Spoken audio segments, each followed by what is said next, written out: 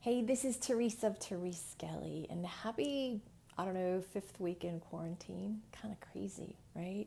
I don't know about you, but in addition to binge watching reality shows, I've actually been doing some reading, which has been nice. And one of the things I'm reading is a book called Untamed by Glennon Doyle. I guess you probably know her. She's fabulous.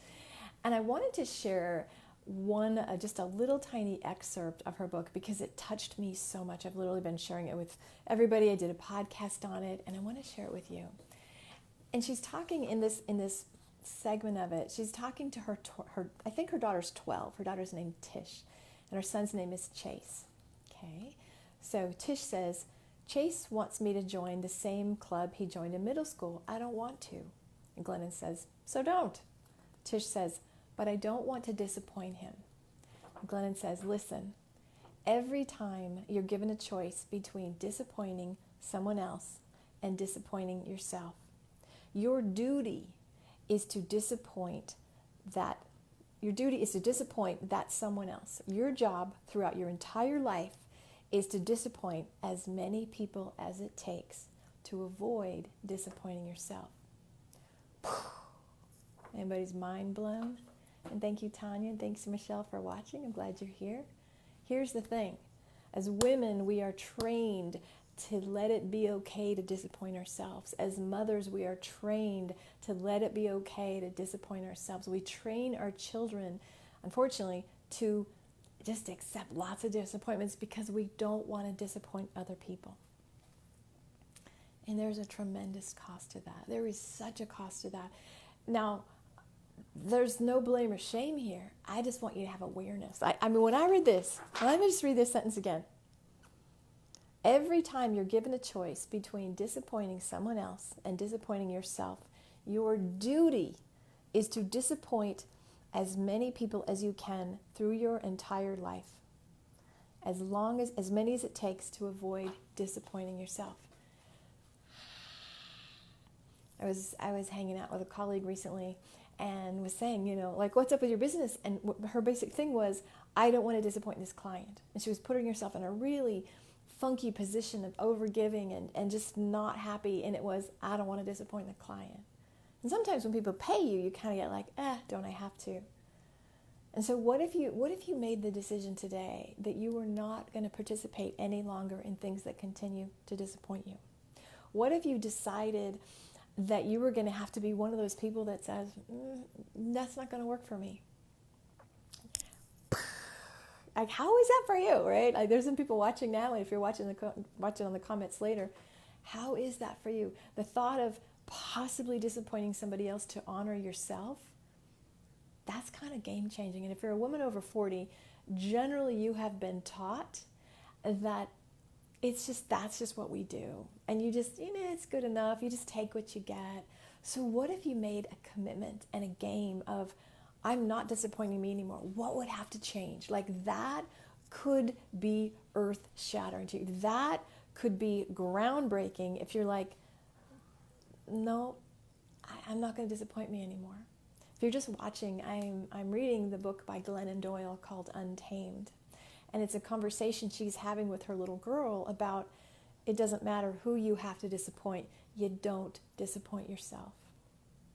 Imagine if you would have been taught that. What would have changed in your life up to now if you had the tenet that my needs, my worth, my value, my desires are very important and I won't be disappointed? Now, that doesn't make you an asshole. That doesn't make you aggressive.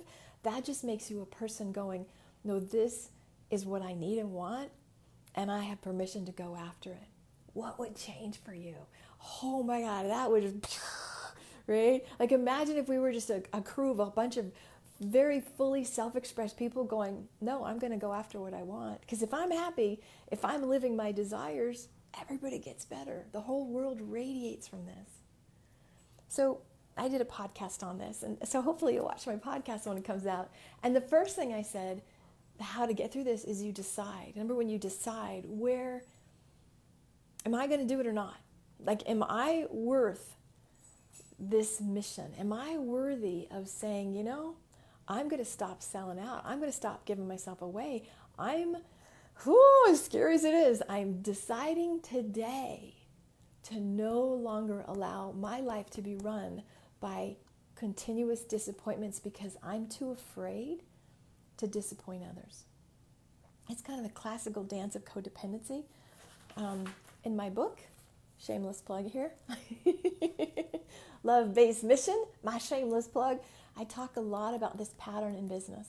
This happens all the time where we put others first too much, to our detriment. It's great to have a heart to serve, but if all you factor in is how you're serving others, or if all you factor in is what they need and forget what you need and forget to fill yourselves, you're going to be depleted and probably resentful by the end of the day. So the first step is to decide, am I worthy of living a life that I'm not constantly being disappointed so I don't disappoint others? And I always say, no shame, no blame, right? If you hear this concept and or you read Glennon's book and you just go, oh my God, I've done this, it's all right. You didn't know any better. This is how you were trained. This is how women in particular were raised. If you're over 40, you're swimming in this stuff. This is what you do as a woman and as a mom. This is what you do. So I want us to wake up today and say, or maybe we don't. Maybe we don't have to live that way. Maybe we no longer have to be the culture that gives up on ourselves so other people are happy and comfortable. Maybe we don't have to do that anymore. So step one, decide. Step two, then you might want to just do an inventory. Where am I disappointing myself because I'm afraid of disappointing others? You know, relationships are a big one. Ooh, lordy. Ooh, lordy, lordy. If you got relationships with family members or partners or spouses, now there's one thing, like, you know, if my sweetie says, where do you want to eat? And I say, I want Italian. He might go, I hate Italian. I'm like, I don't care. It's not that big of a deal. I can go to Italian on my own. There's no charge in that. But if I say, I really, really, really want to do this, and he's like, do I give in all the time? Or do I say, no, this is really important to me. I need you to do this with me. Because you see what I mean? Where's that point where you fight for yourselves? Now, I will tell you, if you've had any degree of trauma or messed up relationships, and I'm like queen of that, so I know it, you get used to taking crumbs. You might get used to going, well, I don't even know what I want. How can I just be disappointed? You might have been with a narcissist or a controlling person, or had parents that basically told you, this is all you get, this is what you got. You're lucky, don't ask for more. And so in your grown-up body, when I say, what do you want? What would you love? What would make you just come alive? Like, I know for me, it would be like, I don't know. And there's some sadness for me in that, but that's how I was for so many years. And so you notice, are there places where the little voice in you is going, I kind of want that. But then the grown-up is like, it's no big deal. You know what I mean? Because there's always like there's always the two parts. There's the part that is like, yeah, this would be awesome. I would love this. And then the other part, the resistance part or the fear part, that's going to talk you out of it. Go, oh my God, you know, like my ex-husband used to call me special needs, because I'd say it's too bright in this room, or I don't want to sit next to cigarette smokers, or it's too loud. I just was trying to regulate myself because I'm a highly sensitive person, but I was with somebody that kind of was shaming and tyrannical about it, right? So if you start to speak up, or if you start to say, this is what I'd like, this would feel better, and you're around people that are used to you just being, you know, shh. Or if you're around people that, just can't honor who you are, you might get in some friction here. But I don't want that to stop you. So you might not be able to enact it, but just allow the thought of, this is what I would like. This is what I want. In order to not, Murphy's sniffing my butt right now. Hi, buddy. There you can see his tail. That's always a precious little gotcha in the middle of a Facebook Live. Anywho, that did not disappoint. Wink, wink. Okay, so if you're with somebody, now he's licking my legs. If you're with somebody, and it's a little bit of a dysfunctional dance, and you haven't been, you've been in the pattern of, I don't want to disappoint them, their needs matter a lot, it might be a little rocky to reorient that relationship. And so you don't come kicking the door in, you just maybe talk about the dynamics. You know, I'm aware that sometimes I let myself get disappointed. Sometimes in my relationship, I say, sometimes I don't ask for what I want because I've been trained to always take care of a man's feelings. And so my beloved will say, what do you want? And I'm like, oh yeah, thank you. So I kind of trained him to sometimes champion for me when I don't champion for me because I was not trained. I was trained, you always focus on what a man wants. Whatever a man wants, that's a good woman, right? And if I can just be that good, helpful woman that gives you all that you need, maybe you'll stay. Works never. And so if you're in a relationship with somebody that has been used to you being a little deferential and not disappointing them to take care of yourselves. So if you're just joining, I'm talking about a concept that I read in Glennon Doyle's new book called Untamed. And I'm just going to read it again because it's so freaking good. Okay, so Glennon is talking to her daughter and she said, listen, every time you're given a chance between disappointing someone else and disappointing yourself, your duty is to disappoint that someone else. Your job throughout your whole entire life is to disappoint as many people as it takes to avoid disappointing yourself. I just want to preach this stuff. Okay, so the first step, again, number 1 is to decide that you're going to do that. Number 2, take an inventory of the places where you are not. Take an inventory of the places and relationships. There is nothing like a relationship to show you where you got some stuff that might need to be worked on, right? And so in your relationships, are you in a pattern of being so overly committed to not disappointing them that you fail yourself? You let yourself down. You tell yourself that you don't matter as much, you are not as valuable. And not on my watch can we have that. Mama T says, oh, hail to the no. All right? So decide. The dog, there we go. See, they're in agreement. The dogs are agreeing with me. So number 1, I want you to decide today, I'm going to take this journey on. I'm going to start tuning into what I desire. And I'm going to speak that. And if I have to disappoint somebody, I'm tough enough to navigate it. Now, again, I'm not saying it's going to be all sunshine and rainbows, right? You might ruffle some feathers. Some people might be like, you're turning into kind of a bitch. You might hear that. You might hear you might hear it in your own head by your own self, right? It might not even be externally. You might just be like, God, who am I? Who am I? The first time I started saying no to people really fiercely, I was like, oh, I'm being such a bitch. And I was like, that's actually kind of cool. Because before I was a squishy codependent. So bring the bitch.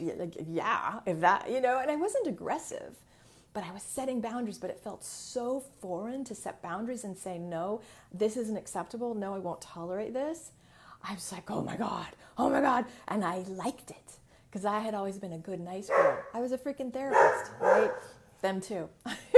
My little bitchy dogs, right? So sorry that, the home, work from home, this. So anyway, decide that you're not going to let yourself be disappointed. Number 2, look at where it's happening. And 3, make a commitment to take a little bit of new action.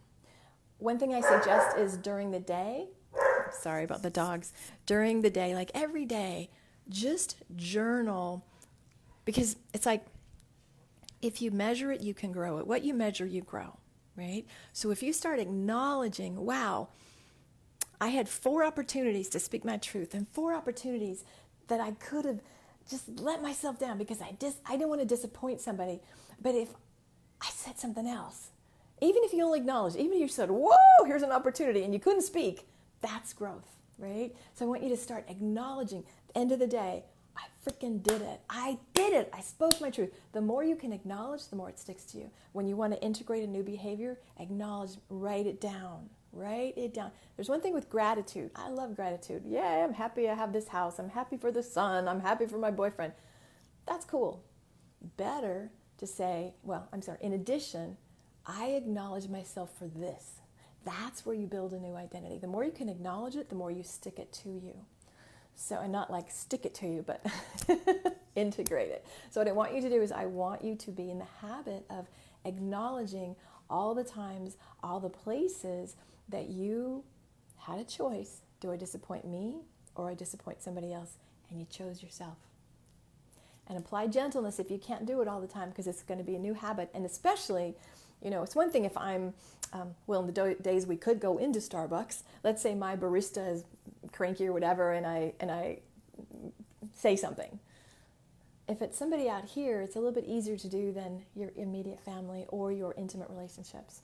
That's graduate school, right? So don't go, but I had another conversation with my mom and I failed again. I suck. No, no, no. You've had a lot of patterns with those people, and it's gonna take some time. But I just want to tell you, you're worth it, and it is worth it to decide I will no longer disappoint myself to not disappoint you. I no longer will disappoint myself to make you comfortable. I no longer will sacrifice me to keep you around. Because if I got to sacrifice me to keep you around, you shouldn't be around. I got to change some things.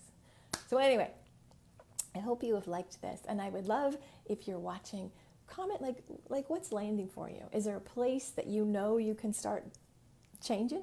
Are you willing to start championing for yourself?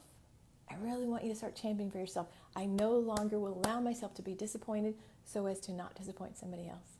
Really want you to do that. Just, again, decide, take an inventory of where it's happening, notice the interactions, and it's just like one little step at a time, and you can do it. But if you decide and make that commitment, that's the beginning.